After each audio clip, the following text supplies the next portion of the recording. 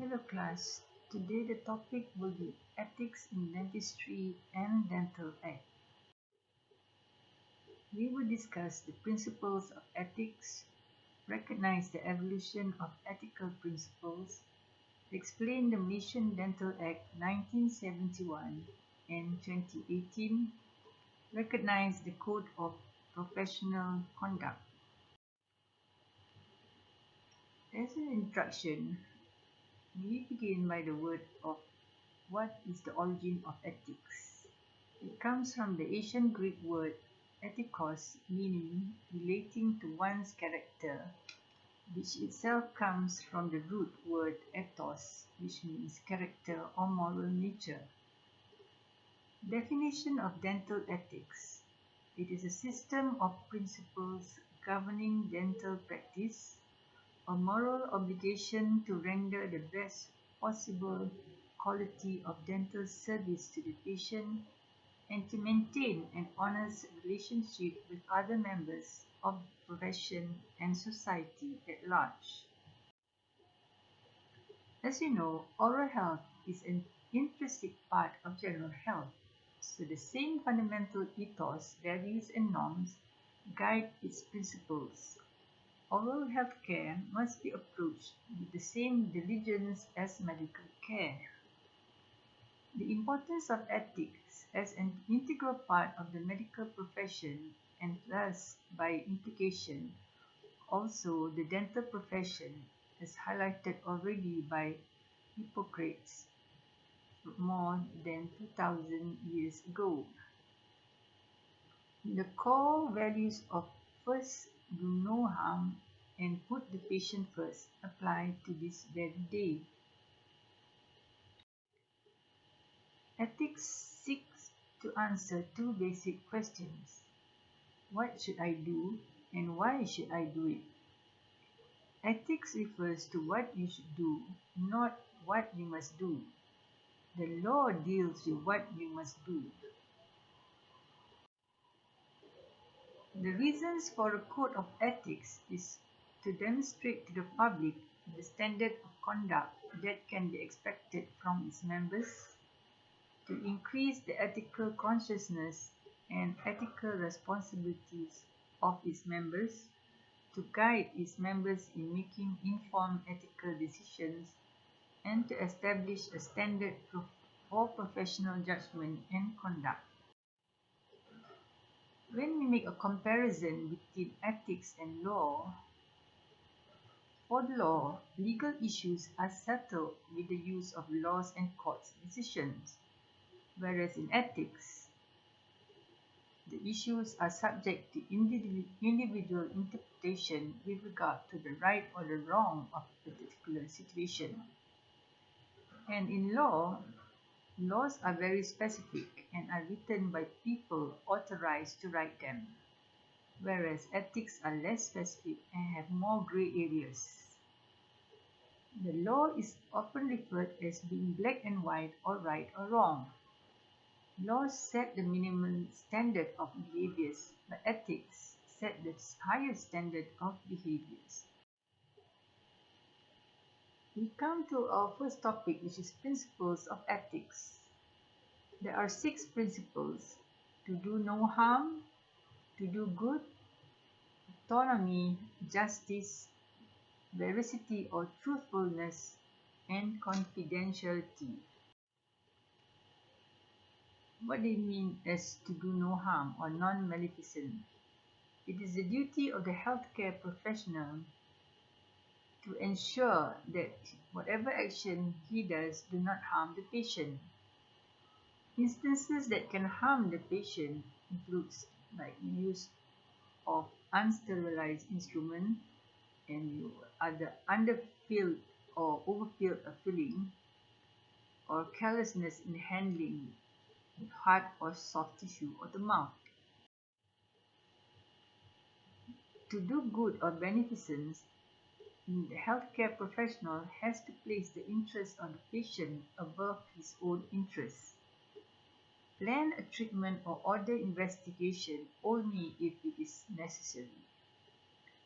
At community level, there should be a balance between harm and benefits of the program, and make use of cost-benefit analysis to determine appropriate programs. In autonomy, the patient is the prominent member in the process of decision-making. Therefore, the patient's right to make decisions and free to determine what will happen to his own body. The healthcare professional has to ensure that consent is obtained before any care is instituted.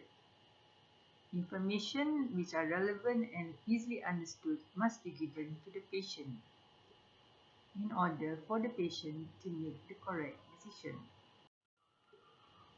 Justice.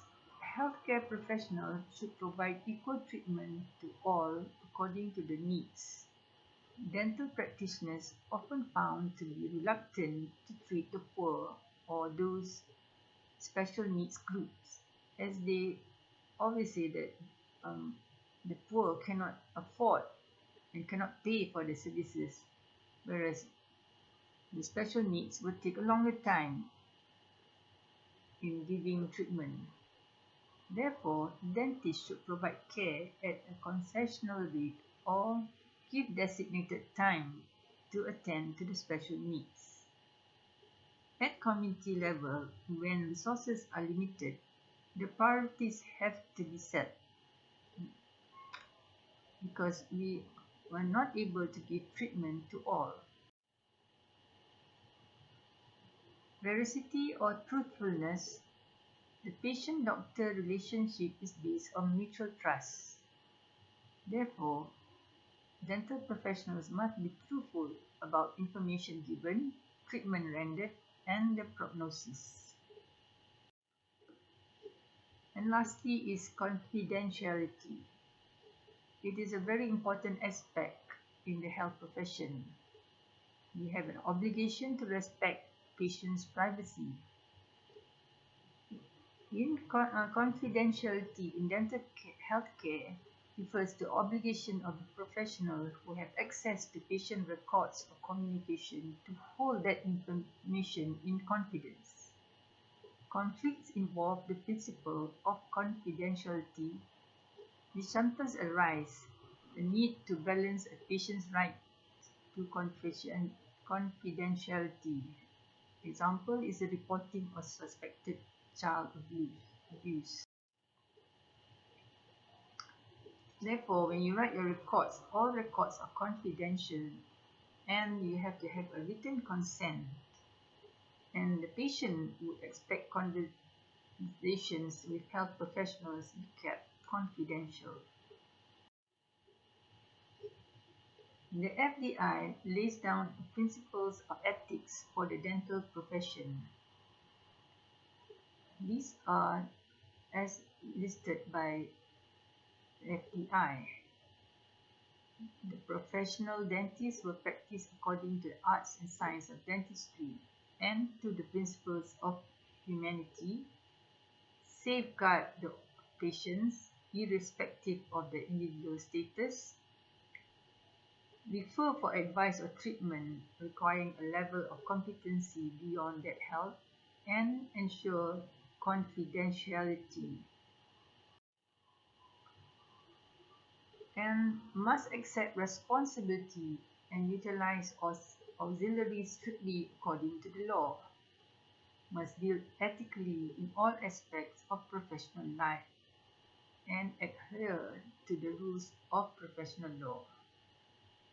Should continue to develop professional knowledge and skills, support oral health promotion, respectful towards professional colleagues and staff, and act in a manner which will enhance prestige and reputation of the profession. These are the different types of cases which involves dental ethics and deals with moral issues. Dentists are often faced with situations that require ethical judgment and behavior.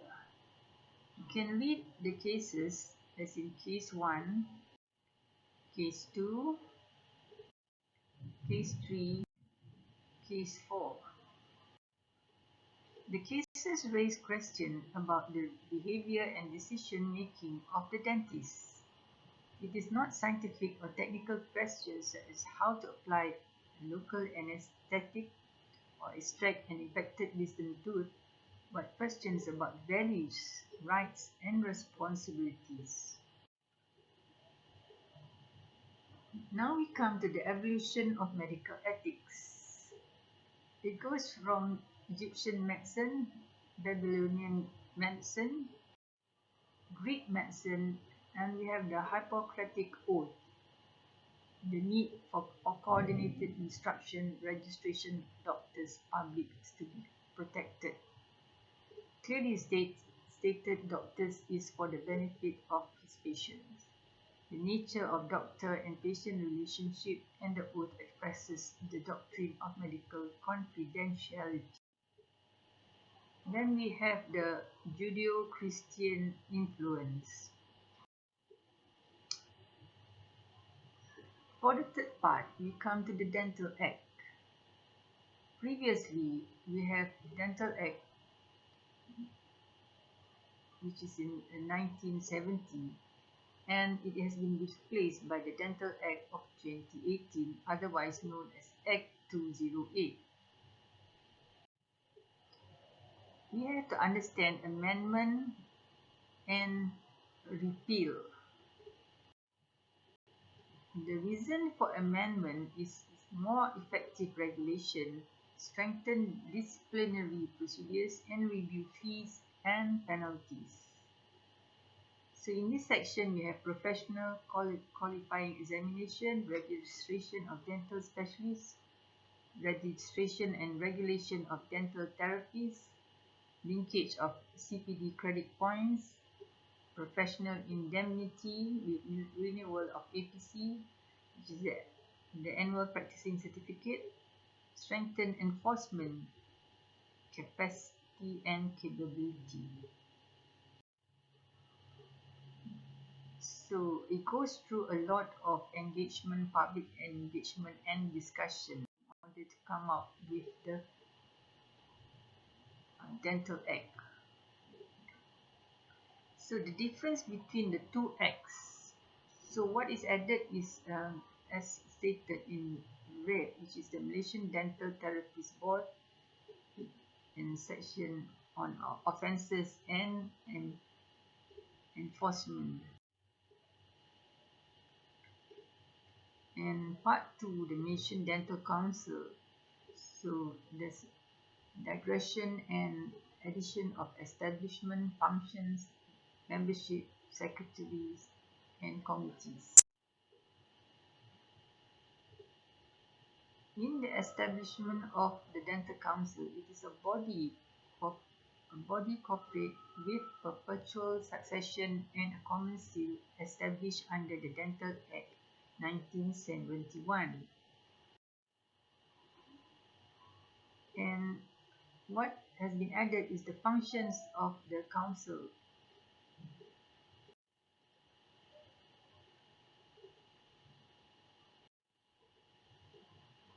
And in the membership of the council, there are 26 members altogether coming from the different parts of Malaysia as well as the profession. And 50% participants from private practitioners and inclusion of 2 dental therapists. Those in the councils must be citizens with valid APC and registered 7 years, and they those who are able to nominate are the citizens with valid APC. The secretary of the council is the dental officer in the Ministry of Health Malaysia. The committees of the council is chaired by the dental surgeon, directed by the council, and conforms to procedures. We have a new section which is the Malaysian dental therapists. In this section, they are called boards and not councils.